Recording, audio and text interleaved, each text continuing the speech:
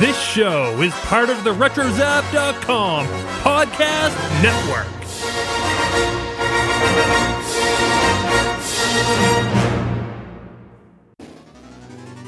Today's episode of the Animanicast is brought to you by Podcoin. Podcoin is the app that literally pays you to listen to this podcast or any podcast you'd like. Use the Podcoin you collect to get gift cards or donate them to charity. Here's a special offer for our listeners. If you download the Podcoin app and then use the promo code Animaniacs, you'll get 300 Podcoin just for signing up. So go ahead and download the Podcoin app on iPhone or Android today. Hello, genius people! Yakko Warner here. The only show we listen to in the water tower is the Animanicast. I bet you can't guess why. Good night, everybody!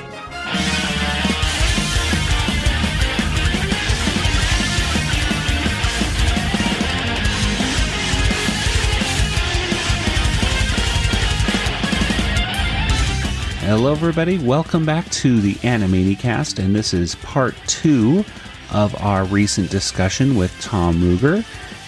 We left off with episode 15, so here we are starting with episode 16 of Animaniacs.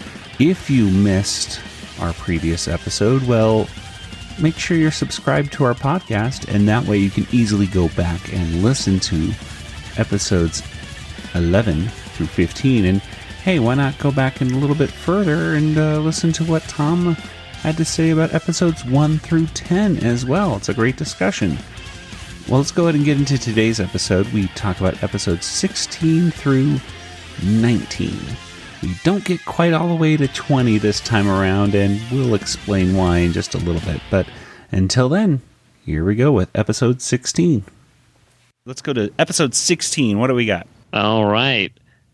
So we got Chalkboard Bungle, Hurray for Slappy, and the Great Wakko, the Master, and his music. Yes, indeed. With this is an episode that has a unique credit at the end.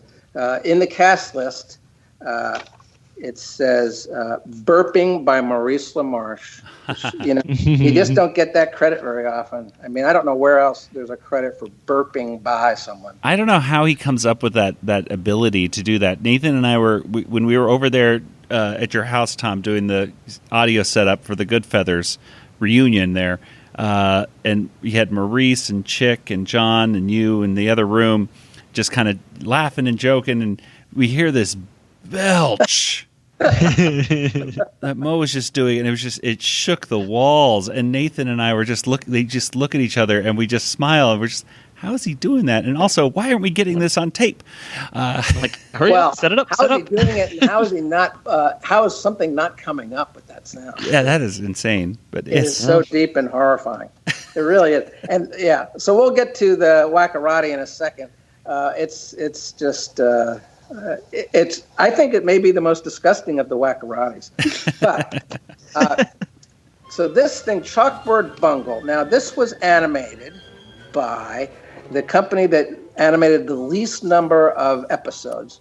This was freelance graphics from New Zealand, and they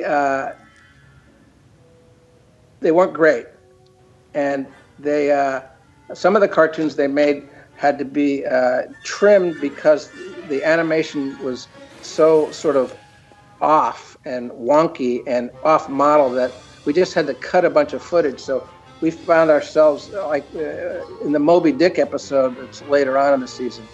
It probably was an 8-minute cartoon. I think we got it down to like 4. I mean, wow. Because we had to cut so much footage. Now this one, we felt it was an important episode because the comedy was tops. The comedy was very funny and really good. The voice performance was really good. So we didn't cut this much, but it's not the best looking episode, Chalkboard Bungle. And we probably should have reanimated more of it, but we didn't. Miss Flamille, performed by Tress, is a great adversary for the Warners, but I think because this particular episode just didn't come off as beautifully as we wanted, we tended not to go back to her. I think we went back to her for Wakko's America, and that's about it. I like the line. I don't even know what she's talking about, but it's about except Buddy Hackett, but that was genetic. I don't even. It will be your job to get those zany Warner Brothers under control, but they can be difficult. So can I. There hasn't been a child yet that Miss Flameel hasn't been able to control. Except Buddy Hackett, but that's genetic. I love the bit where she says, repeat after me, that she's doing the Pledge of Allegiance. We will begin class by reciting the Pledge of Allegiance. Please repeat after me. Please repeat after me. No, no, no. Wait until I start, then repeat after me. No, no, no. Wait until I start, then repeat after me. Stop that! I'm warning you. Stop that! I'm warning you. Stop it, stop it, stop it! Stop it, stop it, stop it. If you don't stop it right now, I shall scream. If you don't stop it right now, I shall scream. All right, that's it. All right, that's it. Ah!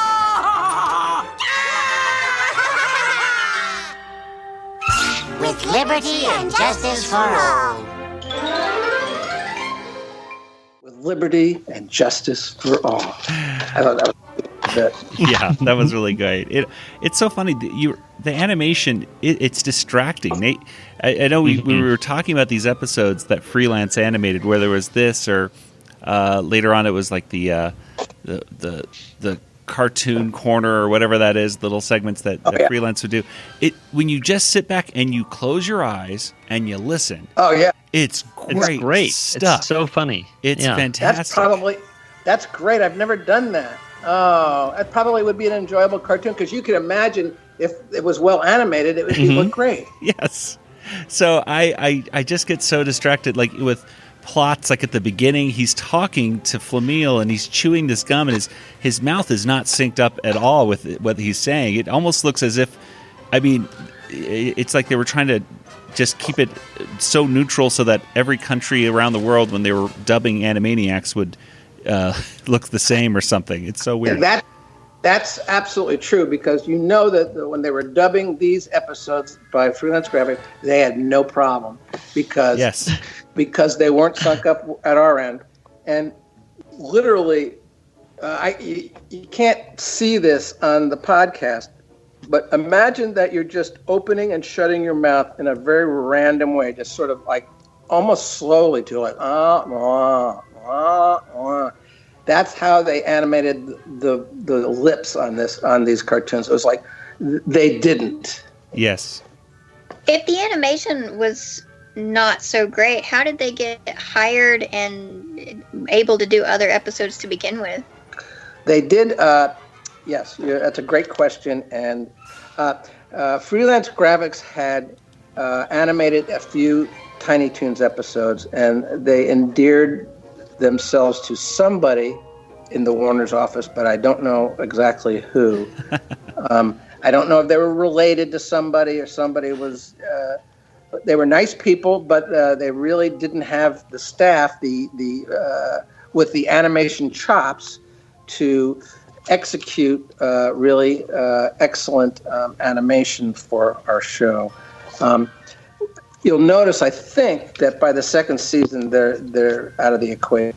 I think they are out of the equation by the second season. Yeah. So they did a few here. I found once I saw Miss Flameel, that one, I don't think I ever sent them another Yakko, Wakko, and Dot. I'm pretty sure I didn't send them a Pinky in the Brain ever. So I would send them Katie Kaboom. I would send them a Chicken Boo. And, actually, no, they did get one more Yakko, Wakko, and Dot. They got Survey Ladies. Oh yeah, and they did pretty good in that one. You know, I didn't notice it as bad. There's moments of excellence, I think, with Freelance. Like every now and then, I'll see a few shots, and I'm like, oh, that looks really good, and then it goes back to whatever. But yeah, it's just so hit and miss right there. I think there's a lot of people on the internet that like to say, let's do reanimation of this or that, and they piece it out. I think that it would be a great suggestion to all the animators of the internet: split up some of these Freelance Animaniac segments and go crazy with it and see where you can go with it, because I think I'd like to see something else. Anything else. That's a great idea. I saw someone did when I was at Hanna-Barbera, 13 Ghosts of Scooby-Doo, we did an episode of that included Platypus Duck, which was a cartoon character I made in college. And so Platypus Duck was in this Scooby episode, and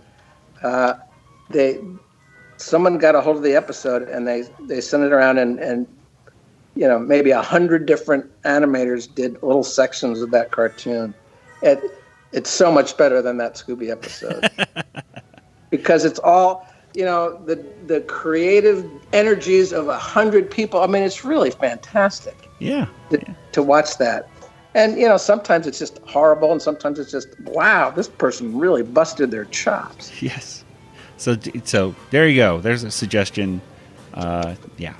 And of course, I gotta mention that it also has one of the most famous innuendo lines of the conjugate. Oh, who me? I've never even kissed a girl, or I'll conjugate with you, and yeah. Not every. Watch me. Yeah. Don't look. That's right. So. And then she also is pulling out these magic markers and different things out of her.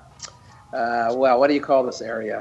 Her cleavage. She's pulling things out, and what else you got in there? Yeah. So it's pretty risque stuff right there for Animaniacs, but yes, that's gotta mention that because I know that some people like to count those down. We'll move on to grammar. Wakko, what is the meaning of the word procrastination? I'll tell you tomorrow. You children are making this very difficult. Well, learning isn't easy. Let's move on to sentence structure. First, verbs. Yakko, can you conjugate? Oh, me? I've never even kissed a girl. No, it's easy. I'll conjugate with you. Good night, everybody. You don't understand. Let me go to the board and show you. Don't look. A Slappy cartoon right here. Hurray for Slappy. Slappy's getting a Lifetime Achievement Award. And it's I gotta mention this. When this episode comes out, I'll be staying or finishing my stay at the very hotel that's being parodied in this cartoon. I'll be at the Hotel Bonaventure, and they're at the Hotel Bomb Adventure in this cartoon. And I had on purpose. I had just booked my stay in LA in a couple of weeks, and I saw this, and I was like, "Hey, honey, look, that's our hotel that we're going to be in. Look at you." Anyway. So I just thought I'd mention that. But let's talk about this one. Well, this one is written by McCann, and Rusty Mills directed. And it stars Slappy and Skippy, but their adversaries are prominent in this one. Walter Wolf, Beanie the Brain-Dead Bison, and Sid the Squid. Now, have you guys talked about the voice actors who did Beanie and Sid? Slightly. I forget their name. I know they were lesser known to us, I believe. Well, they're a comedy team, big in the 60s. They were on Ed Sullivan almost every other week. Burns and Schreiber. Jack Burns and Avery Schreiber. Avery was doing a lot of voiceover work in the cartoon biz at this point. And Jack was the producer of a comedy series that was a rival to Saturday Night Live called Fridays. Jack Burns was the producer of that. But Burns and Schreiber in the 60s did lots of different comedy routines, but they were famous for Schreiber as the taxi driver, and behind him, Jack Burns would get in the cab, and he would say horrible things about different ethnic groups, and the Avery Schreiber in the front would just be he would be the audience. He would be like reacting to this guy, and it was Avery Schreiber's reactions that were really funny. But Jack Burns, he would say, I like to go downtown and whack the weirdos. Whack the weirdos. You know what I mean? You know what I mean? You know what I mean? You know what I mean? Yeah, I know what you mean. That was literally their entire act for like 10 years. So it was a cab driver act. I'll tell you who's here. Jimmy. Don't tell me who's here. Huh? Don't tell me who's here. Well, they're all here. Everybody except Polly Noonan. Well, Paulie ain't here. Paulie ain't here, no. He had to go back to Boston, see? His great aunt passed on. Annie Noonan's gone. Annie left us. Annie's gone. Tell you one thing, though. She was crazy about Polly. Oh, she treated him like it was his own son, you know. She was crazy about Polly. You know what I mean? Yeah. Huh? Crazy. Huh? Crazy Annie. Yeah. Of course, he felt the same way about her, but he could never be around her too much, him always being on the road and everything. Well, there you are. You see, maybe if he spent a little more time with her, she'd be alive today. I doubt that. She was hit by a truck. But they were very big, and so now I was glad to get them. I thought it was fun. This is the last time, I think, the last piece of film together that they made. Oh, wow. So, of course, Beanie, the Brain Dead Bison, appeared again. I don't know if Sid ever showed up again. Sid does. He shows up a few times, like in the Halloween episode, I know, and I think in the funeral one where they think Slappy's dead. Maybe the other ones too. But yeah, he's definitely in those two for sure. Death is fun in cartoons, yeah. So Walter, and the other thing that I think I've mentioned this, but I'm going to bring it up again. Walter here is voiced by the lovely and talented Frank Welker. In subsequent episodes, Frank would do it, but also Jess Hartnell would do Walter now and then. And they would do it in this whatever this accent is, they would do it in this accent. Oh, yeah, that squirrel girl. Once I almost blew her up with a keg of gunpowder. Yeah, but she outfoxed me. She outfoxed all of us, Beanie, and she gets a trophy for it. Knock it off with the self-pity. We're cartoon villains, so we never get the awards. Stupid dinchels. And about a year or two into the production, a year or two into our series being on the air, we were sort of approached by a group that said that Walter Wolf was anti-Semitic, and that we should change his voice, and that he was clearly like we were doing some kind of a Jewish voice for him, and he was a villain, and therefore that's no good. Don't do that. But we argued, and we ultimately did not change Walter's voice. But we argued that again, Slappy is from a world of comics, comedians, stand-up, from the 30s, 40s, and 50s, and Jewish comedians would go to the Catskills and hone their trade. And I mean, there were a lot of famous, great Jewish comics. And that's what we were kind of celebrating here with Walter, that like many of them, he was very bitter. that he had maybe not succeeded as much as Slappy had succeeded. And so that's what we were doing there. Yeah. Well, and if you really had a character that was really anti-Semitic, don't you think Steven would have said something about it or had an issue with it himself? Mm-hmm. Well, exactly. And I went to Steven about this, and he said, screw that. And he is, as you know, very sensitive to all that. So, with the Shoah Foundation, I mean, he's not going to ignore a really valid issue. He would not ignore it, and he felt that this was not valid. Oh, by the way, Beanie the Brain Dead Bison. Yes. We were told by someone in the censor group that was a kind of a brutal thing, and I said, well, we want to keep it. He said, well, you can say it like once or twice, but you can't say it 3 times. So later in the cartoon, Skippy calls him Beanie the cerebrally challenged bison. Yes, I saw that. I made a note of that. Politically correct. Yes. Thank you, Skippy. You're a good kid. I mean, Miss Squirrel, would you please sign my autograph book? Oh, yeah, please. Let me postpone the rest of my life to sign your pathetic fanboy book. That's Slappy. He's no fan. That's your enemy. Beanie the cerebrally challenged bison. I knew that drool looked familiar. Cameos in this one. Yeah, a lot of cameos. We had a lot of old cameos. So we had George Burns and the Golden Girls and Milton Berle. Milton Berle, yeah.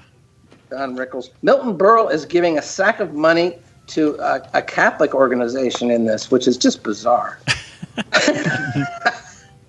I know he supported. His wife was very Catholic, and they did give a lot of money, but it's actually in this cartoon. There he is. And Maurice LaMarche would often mention that one time he met Bob Hope was at Starbucks in Burbank by Bob's Big Boy there. And I don't know why I bring this up, but so he's behind Bob Hope at Starbucks. Yeah, one of those macchiatos. And how about that snickerdoodle? Is that something else, huh? So Maurice can do it very good. So get Maurice on, and he'll do his Bob Hope snickerdoodle line. Very good. Well, closing thing up. Speaking of Maurice, let's get into the Wakkarati. So this is our first Wakkarati appearance. Am I correct in saying that? Yes, I think it is the first Wakkarati. And they're doing Blue Danube, if I'm not mistaken. Yep. And Jeff DeGrandis directed this, and funny thing is, for my money, he over-directed it, and Jeff DeGrandis is brilliant, and he's a great animator. But you'll notice in the other Wakkarati cartoons, Wakko's head doesn't actually detach from his body. And this is beautifully animated by TMS, and Jeff DeGrandis did a great job. But I didn't intend this to be surreal, where his head unhinges and he makes it. I just wanted him to be burping, sort of like I just wanted Yakko to sing the nations of the world. I didn't want to do a whole Mexican hat dance routine with it. So anyway, this is a beautifully done cartoon, but I think Wakko is pushed to the surreal edge on this one. The burps are delicious and disgusting, and he comes way up in the camera. I feel like he's going to heave on us. So yeah. Yeah. When you were recording these segments, did you have Maurice just record a few burps and then just kind of piece it together so it made sense? We haven't discussed this yet. I don't think so. Well, what happened was this. Basically, I had the idea. I want to do this, and I knew Maurice could burp. So I went to Tom Madek, who was our sound engineer on the entire series, and I went to his very musically inclined sound effects expert, Russell Brower, who did all our sound effects. And we talked about it. We said, okay, we get Maurice to burp, give us a bunch of burps. And Russell, can you then take those burps and sort of take them to each burp separately to a note that you can move it so that it plays an A or a C or a D. And he said, yeah, I can manipulate each burp and give it a length and a sound and a certain note range. And we could use those burps. We could sing a song with those burps then. So that was the concept. So Maurice came in. He probably gave us, a disgusting number of burps. We needed short ones, long ones, fat ones, tall ones. We needed the whole thing. And then Richard Stone then gave us a click track of a piece of music to apply the burps to. And then Russell Brower, who became the lead composer, some of the biggest video games on the planet, Worlds of Warcraft and a bunch of other great games. I mean, he's made his name in that field. He's a great composer. Well, that's impressive. So, hey, who said that, editing burps wouldn't get you anywhere? You never know. Yeah, he's great. Well, Nathan, let's see. It's Kelly, right? Kelly, back to you. Okay, our next episode is episode 17, Roll Over Beethoven and the Cat and the Fiddle. Episode 17, I think it has the first good idea, bad ideas, if I'm not mistaken, right, Nathan? So the first one that we see is it's playing a piccolo in the marching band, and then Bad Idea is playing a piano in the marching band. And then it has a really funny other one later, which is the feeding stray kittens in the park, and then feeding stray kittens to a bear. Yeah, feeding stray kittens in the park to a bear. To a bear. So that is... And the bear doesn't care about the kitten. It cares about eating up Mr. Skullhead. He's probably saying, what is wrong with you, Mr. Skullhead? That got dark. So it's very dark. I think Skullhead has shown up already, hasn't he? Or is this the first time he's shown no, up? we've seen him, I believe. I think we have. Well, I mean, this is the first good idea, bad idea, but I feel like we've seen Mr. Skullhead. Well, definitely before, in the Elmira. Take Elmira, please. Yeah. I mean, we've definitely seen him in Tiny Toon Adventures, so. Okay, you're right. Yep. I forgot about that. Elmira's little skull head. Yeah, bizarre. Okay. Well, Roll Over Beethoven, of course, again, Rugg wrote it. I think it's the first one he wrote, correct? Yes, this is the script that he wrote to basically get the job on Animaniacs. Yeah. Right. And Mike Gerard directed, and Kenny Mars plays Beethoven. Kenny Mars being the brilliant comic who was featured in The Producers, the Mel Brooks movie from the 60s. He's just written his 4th symphony, and he can't come up with an idea for the 5th symphony, which is similar to what we've done with, Einstein and Picasso. So all these brilliant people are at some crossroad in their creative lives, and the Warners arrive like, Johnny on the spot, and they sing a little song, We're the Von Warner brother and the Von Warner sister too. We're the Von Warner brothers and the Von Warner sister too. We're chimney sweeps extraordinaire. We'll clean your poo for you. And they're going to be chimney sweep his chimneys, and he doesn't want anything to do with them. And he's like some of the other characters encountered by the Warners. Beethoven's sort of an egomaniac. He calls himself the greatest composer in the world, and his big thing is that he is a composer and a pianist. And the Warners really, really question what he's talking about. What? A pianist. And good night, everybody. And they wash his mouth out with soap. We've had enough about you, Mr. Potty Mouth. They have lunch with Vienna sausages, and as they're done with lunch, they start burping, and they burp the notes from the 5th symphony. And they hum that too, and it really annoys the heck out of Beethoven.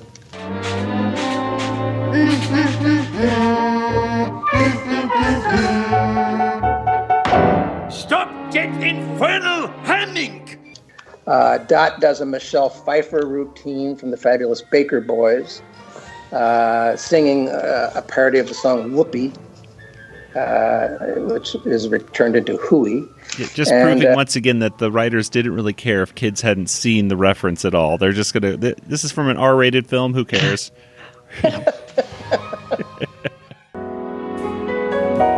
Another tune, another song, but old Beethoven, something's wrong. He's uninspired, he's very tired, he's writing hooey.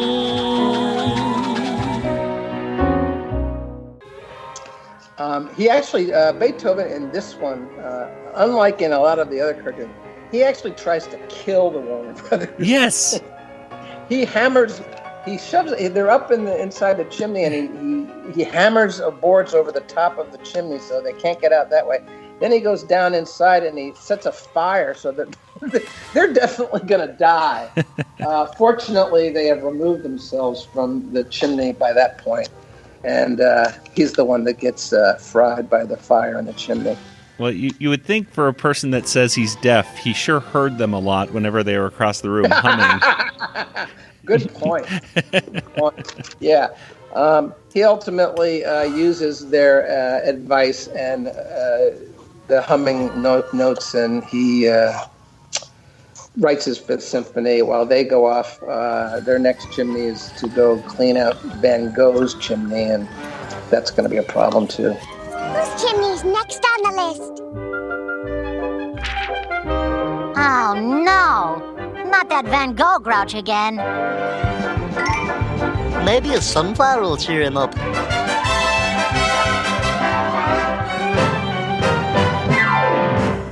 Well, let's move right along. We have Stradivarius in this next one right here.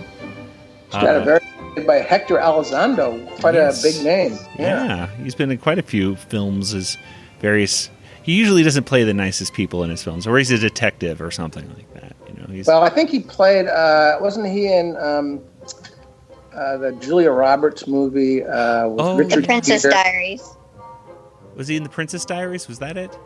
I believe I'm so. thinking of the one where Richard Gere falls in love with her. They're at a he's in hotel. Pretty Woman? Pretty Woman. Hector Elizondo is the hotel manager. Oh, yeah. And he starts out being kind of a nuisance to Julia Roberts, but turns into a real ally. And so it's a really big part that he had in that. And Hector Elizondo was a lifelong friend, childhood friend of Nick Hollander, one of our writers. So Nick was able to get Hector to come in and help us. This is a Rita and Runt. As we know, they were beautifully handled in Les Mis, but again, we have freelance graphics doing the animation on this one. So again, we have the sort of floating movements of the characters. The mouths just never seem to shut. They always just sort of stay around semi-open to wide open and just rah. So the lip sync's not great. Yeah. But there's a nice song from Rita. Absolutely. Her song is it's a beautiful song. It's about having a somewhere I can hang my hat and stuff. And she has such a gorgeous voice that, again, if you shut your eyes and imagine Bernadette Peters is singing, I think that's probably the way to go. Mm-hmm.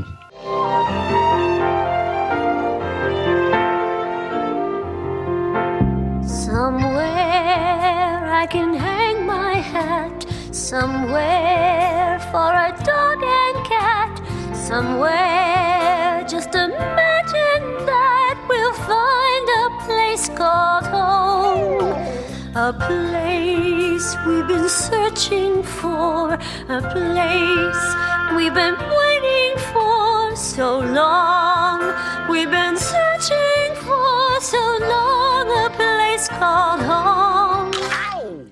Speaking of which, there's a quick question here from one of our listeners, and she just says, I was wondering, what was your experience working with Bernadette Peters? What was it like? And this is from Emily, one of our longtime listeners.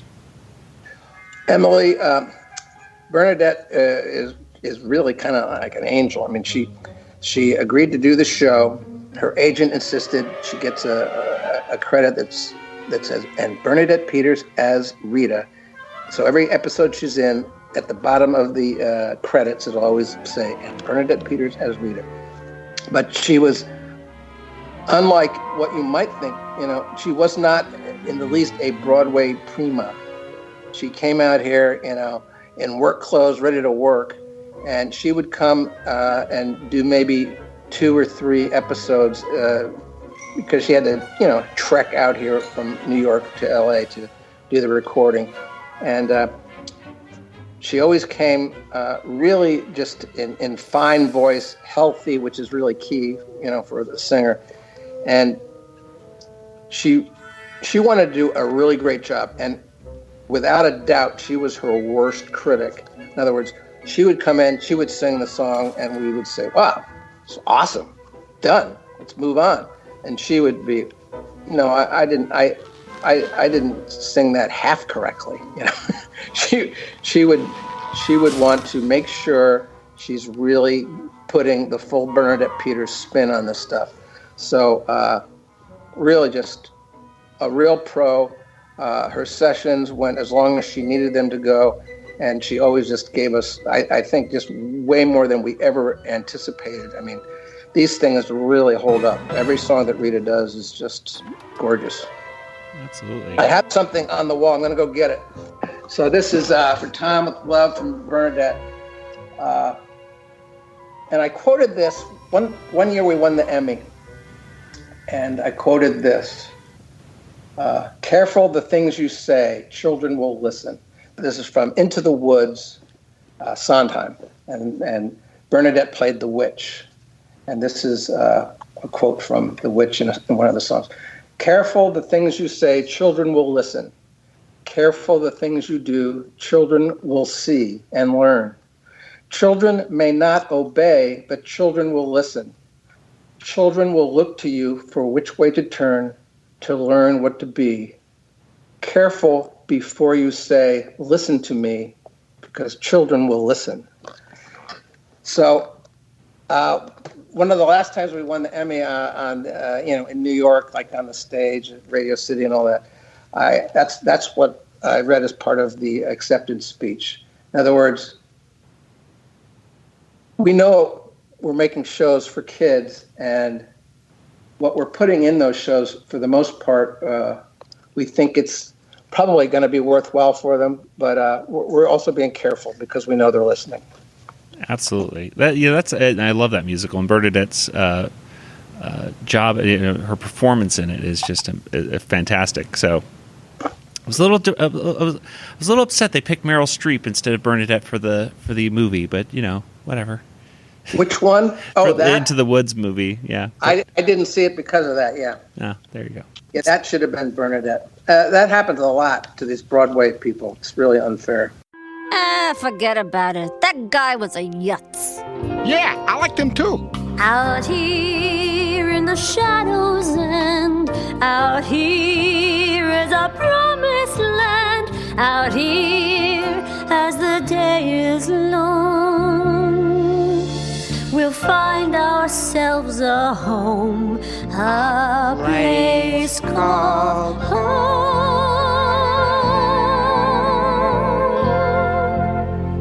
Gee, Rita, you're definitely a good dog. Yeah, definitely a good dog. Woof. Episode 18. We're going to Russia for this one. Yes. It has Pavlov's mice, and then we have a Russian ballerina named Chicken Baryshnikov, and then we have we'll go back to the Tsar's castle again for Nothing But the Tooth. Yes. Well, Pavlov's mice is really, I don't know how you guys feel about where you put it on your Pinky and the Brain scale, but I think it's way up there. It's a really funny episode. It's one of the rules, or one of the suggestions I've made to some of the people that worked on Pinky and the Brain stories is, because sometimes people would get stuck, and I would say, what would you like to see Pinky and the Brain, what would you like to see that would be funny? What visually would be funny for the Brain to be doing or Pinky to be doing? So one of the answers was, riding a horse in the Kentucky Derby, but the idea of Brain sort of stunned and doing, I'm a little teapot, short and stout, this is my handle, this is my stuff. That was a perfect example of wanting to see something sort of ludicrous and against character that Brain is doing.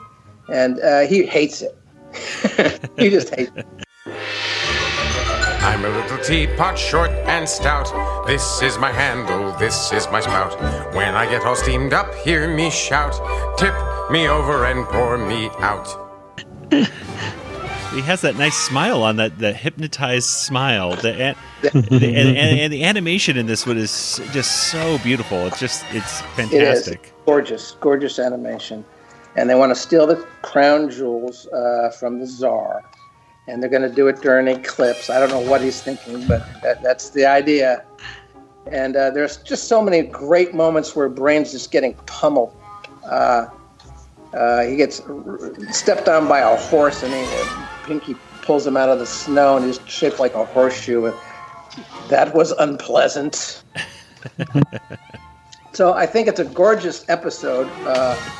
And again, it's an early on episode. Pinky doesn't always sound exactly like the Pinky that we will ultimately know, but it's a great ep.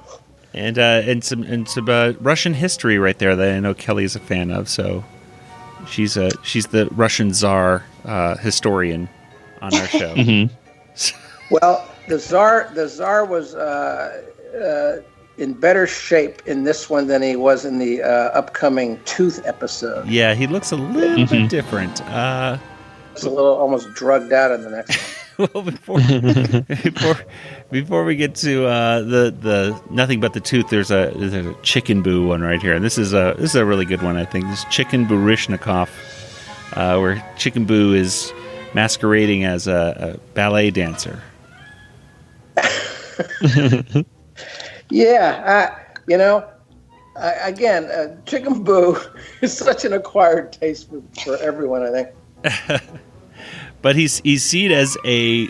It's funny because at the beginning his dance coach or whomever the guy I don't know who this guy is that directs the ballerinas or he says he's the best dancer.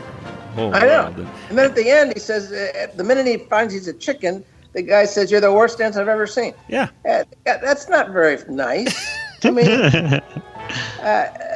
yeah, and Chicken Boo's such a big chicken too. I mean, Deanna loves Chicken Boo so much, and Deanna wrote this one, and Chicken Boo is insane. Doesn't like it. And yet we like him.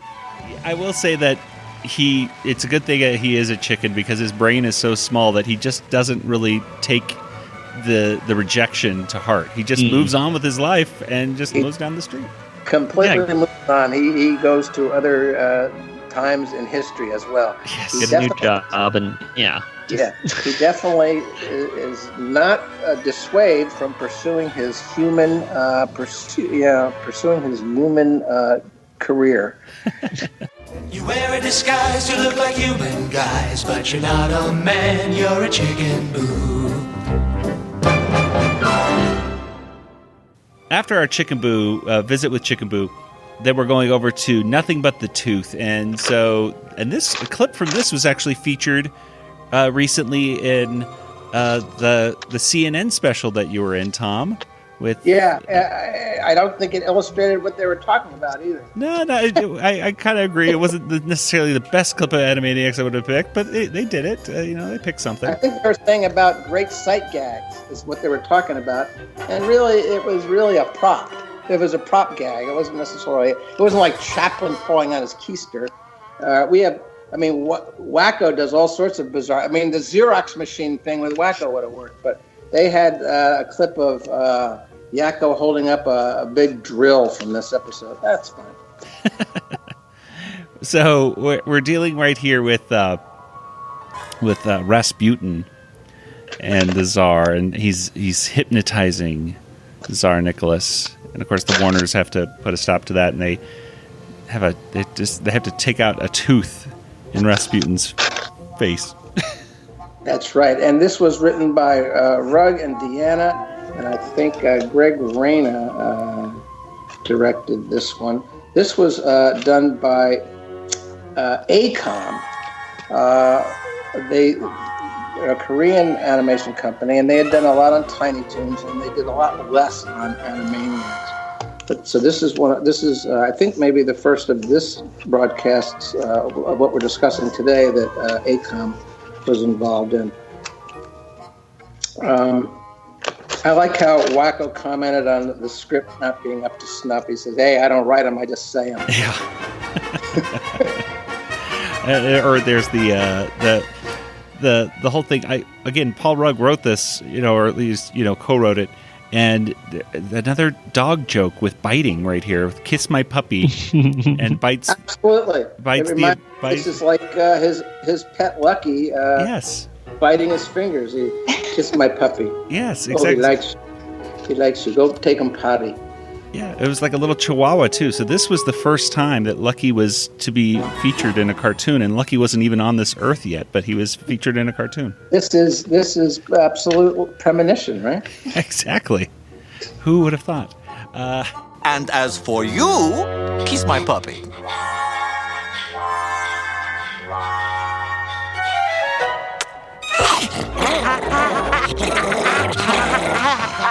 He likes you. Now take him potty. Bye-bye. La la la la la la la la la la la la. Wait, he's insane. Now, there's a mistake in this one. If you watch closely, at the very end of this one, Lucky, the little dog, has gotten Rasputin's entire set of choppers at the very end of the cartoon. And Rasputin can no longer speak properly because he doesn't have any teeth. So he's talking to the Tsar, trying to hypnotize the Tsar again, and he's going, and you can't understand him. So he's completely ruined. So the Tsar fires him and kicks him out of the home, and he goes flying out in the street and lands, and for just a frame as he lands, you can see teeth in his mouth. Now, did that really drive you crazy, like when reviewing the episodes, or did you just kind of like, well, let it go, nobody will notice? Just today, I noticed that. I haven't just noticed today. it. Well, good thing you. And then you go back. I said, well, maybe he got his teeth back. And then you go back inside, and the dog who says, he wins. The dog's getting a lot of bones. He's hypnotized the Tsar. The dog has. I may be little, but I'm smart. And he smiles with those Rasputin teeth in his mouth. And I realized it really was a mistake. If your little tooth is aching and you're low on dough, use the friendly credit dentist called Dr. Yakko. Se habla español. Well, we'll rush on over to the episode 19. Everyone else is rushing around here. We're going to rush on over to episode 19. Nathan, this is another one of our favorite ones. Tell us what happens here in episode 19. It's a classic. We have Meatballs Are Consequences and a moving experience. Yes. Well, Meatballs Are Consequences is fabulous, don't you think? Absolutely. Oh, so good. We love that. I mean, it's just... and it's... this is the single episode that I think we only had 4 voice actors involved. It's bizarre. But Death is played by Jess Harnell, doing whatever little accent he's doing there. And that's just a very funny script. Meatballs Are Consequences, written by McCann, directed by Greg Rada. Now, McCann wanted this to be called Death or Consequences. Right. And I just thought putting the word death in the title of a kid's cartoon, I thought we'd get some flack. So we fiddled with the name forever. And then when we looked at it, we saw, it opens with a big meatball eating contest. So we went with that. I don't think it's the perfect title, but it doesn't have the word death in it. Although Death plays a wonderful big role in this and, gets defeated by the Warner Brothers. How do you beat that? Now, this one was animated by, you guys know? Startoons, right? Yes. Nice. Startoons. They did a beautiful job, especially with the Bergman-esque sort of speeches to camera, where Yakko and Dot are both sort of like, they pretend almost like they're dead, and they're just talking, where are we? Is this... All is strange and vague. Are we dead, or is this Ohio? Thank you, Kelly.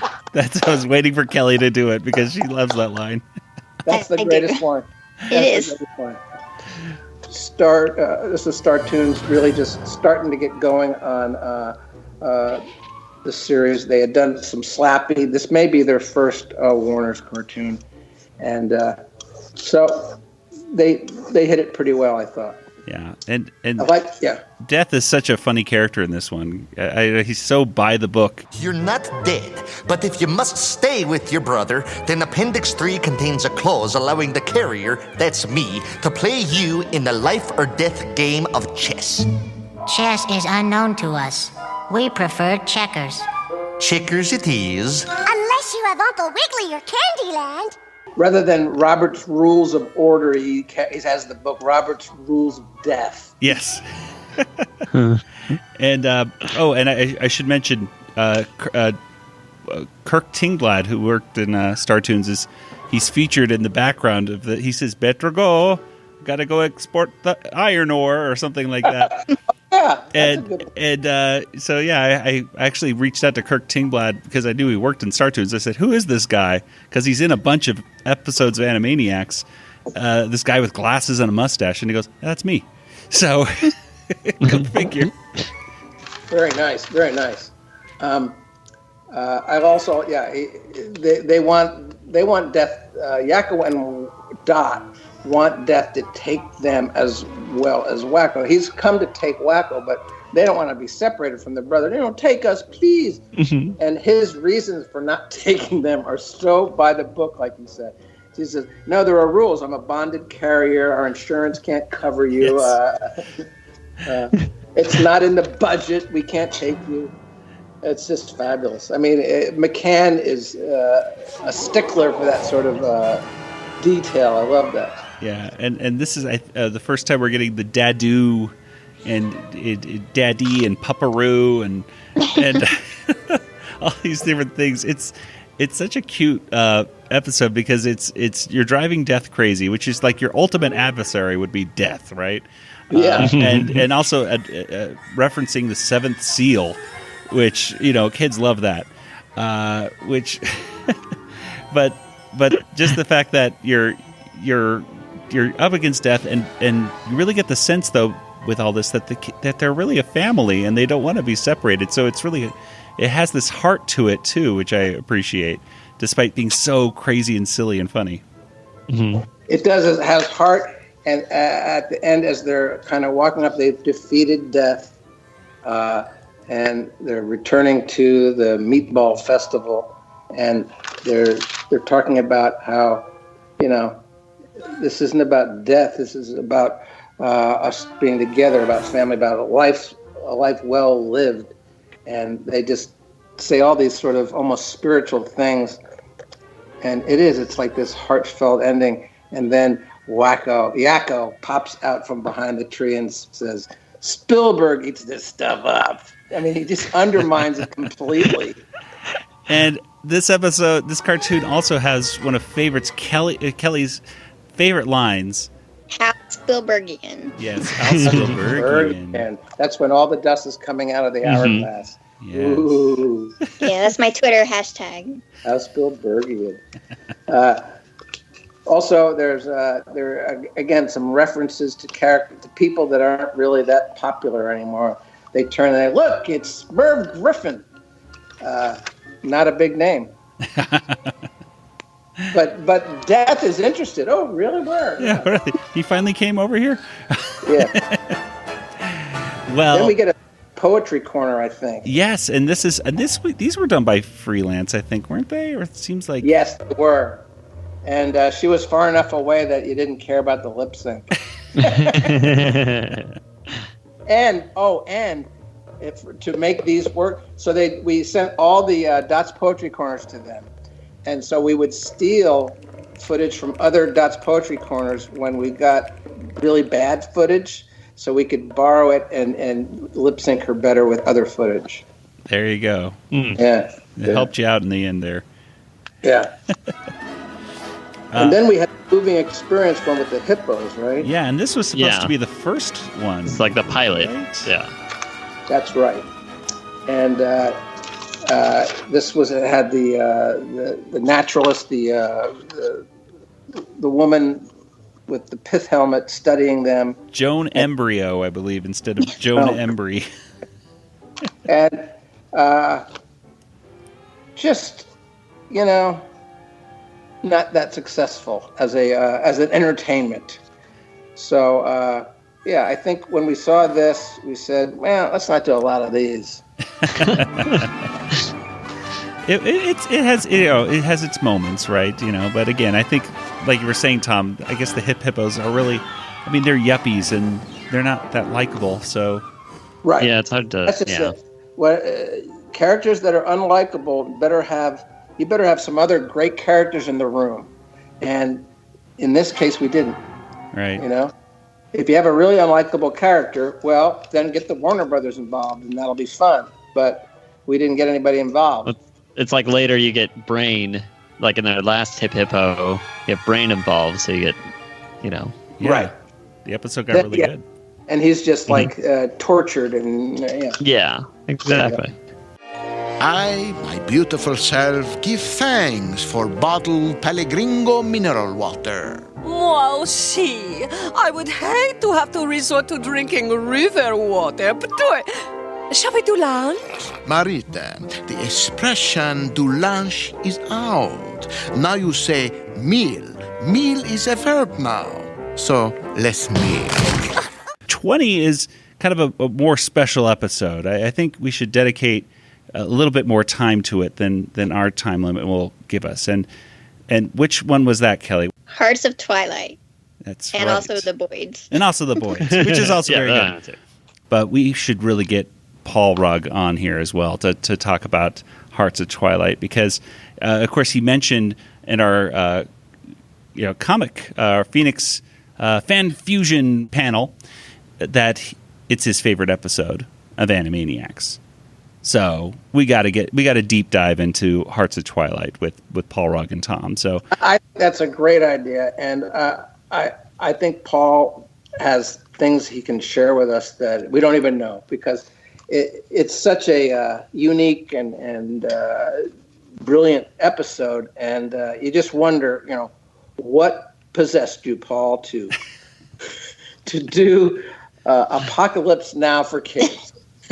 Exactly. Really so wonderful. So we'll stop today at episode 19, but stay tuned for a few weeks. We'll get a deep dive into Hearts of Twilight, which that'll be fun. Let's go ahead and call it a night or morning or whenever you folks out there are listening to this episode. We're going to call it right now. And we'll come back with a special deep dive into Hearts of Twilight and then getting into, of course, our additional episodes. And we can't thank you enough, Tom, once again for coming on the show and just giving us this behind-the-scenes information of each episode as we go. It's really a treat to have you on, as always, and thank you. Well, thanks for having me on, and I do enjoy watching the shows and talk about them. Yeah. Okay. Thanks for having me on. Thank you. Well, let's go ahead and get to some contact information. Nathan, where can people find you online? Joey, I've told you this. I'm on Twitter. I keep forgetting. Django FT. Django FT, that's me. Django FT, that's him. Okay, and Kelly, what about you? I'm on Twitter, Yoda Princess, YODAPRNCSS, or email me, Kelly, at BigShinyRobot.com. And Tom? I don't know. Where am I? Tom, you're on Facebook. I'm on Facebook. I'm on Twitter. I'm on Instagram. You can find me. I'm not hiding. Yeah, and there's your Cartoonatics as well. Cartoonatics.blogspot.com. Always want to make sure that people know about that blog because you're going to find a lot of great art and behind the scenes stuff of not just Animaniacs, but of a lot of Tom's a lot of Tom's productions over the years. It's a great thing to check out.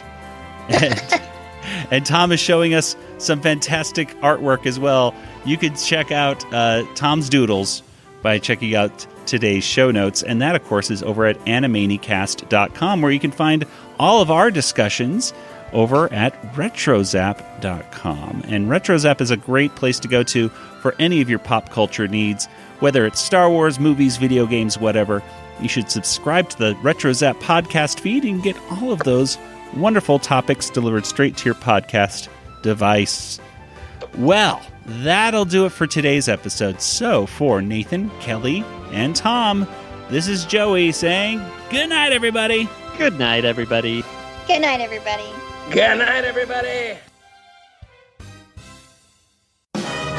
This podcast is not endorsed by Warner Brothers or Amblin Entertainment and is intended for entertainment and information purposes only.